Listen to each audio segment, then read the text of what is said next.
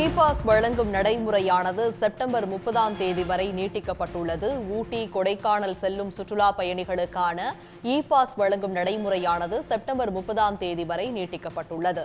இது பற்றிய விரிவான விவரங்களுடன் இணைகிறார் எமது செய்தியாளர் ரமேஷ்குமார். ரமேஷ்குமார், இது பற்றிய விவரங்கள்.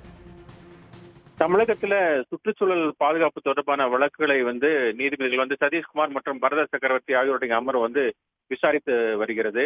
இந்த அமர்வு தான் இன்று விசாரணைக்கு இந்த வழக்கு தொடர்பான வழக்கில் விசாரணைக்கு வரும்போது இந்த ஊட்டி கொடைக்கானலுக்கு எத்தனை வாகனங்கள் செல்லலாம் என்பது குறித்து சென்னை ஐஐடி மற்றும் அந்த பெங்களூர் ஐஐஎம் அந்த நிறுவனங்கள் ஆய்வு செய்து அந்த அறிக்கையை ரிப்போர்ட் கொடுக்கும் வரை ஊட்டி கொடைக்கானல்ல மே 7ஆம் தேதி முதல் ஜூன் 30ஆம் தேதி வரை சுற்றுலா பயணிகளுக்கு இ பாஸ் முறையை அமல்படுத்த வேண்டும் என அந்த சம்பந்தப்பட்ட நீலகிரி, திண்டுக்கல் மாவட்ட ஆட்சியர்களுக்கு கடந்த ஏப்ரல் மாதமே உத்தரவிட்டிருந்தது.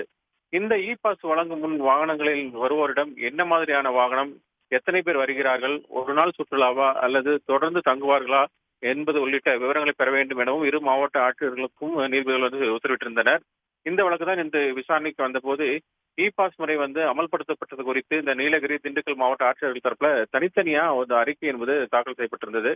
அப்போது ஆஜராயிருந்த தமிழக அரசினுடைய தலைமை வழக்கறிஞர் பி.எஸ். ராமன் இந்த ஊட்டி கொடைக்கானலுக்கு எத்தனை வாகனங்கள் செல்லலாம் என்பது குறித்து சென்னை ஐஐடி மற்றும் பெங்களூர் ஐஐஎம் நிறுவனங்கள் ஆய்வு செய்து வருவதாகவும் இ பாஸ் முறையை மேலும் 3 மாதங்களுக்கு நீட்டிக்கலாம் எனவும் அவர் கேட்டுக்கொண்டார். இதை ஏற்றுக்கொண்ட நீதிபதிகள் அந்த ஊட்டி கொடைக்கானல் செல்லும் சுற்றுலா பயணிகளுக்கான அந்த இ பாஸ் நடைமுறையை செப்டம்பர் 30ஆம் தேதி வரை நீட்டித்து என்று அவர்கள் உத்தரவிட்டிருக்கிறார்கள். விவரங்களை வழங்கியமைக்கு நன்றி ரமேஷ்குமார். உடனுக்குடன் செய்திகளை தெரிந்து கொள்ள சன் நியூஸ் பெல் ஐகானை கிளிக் பண்ணுங்க.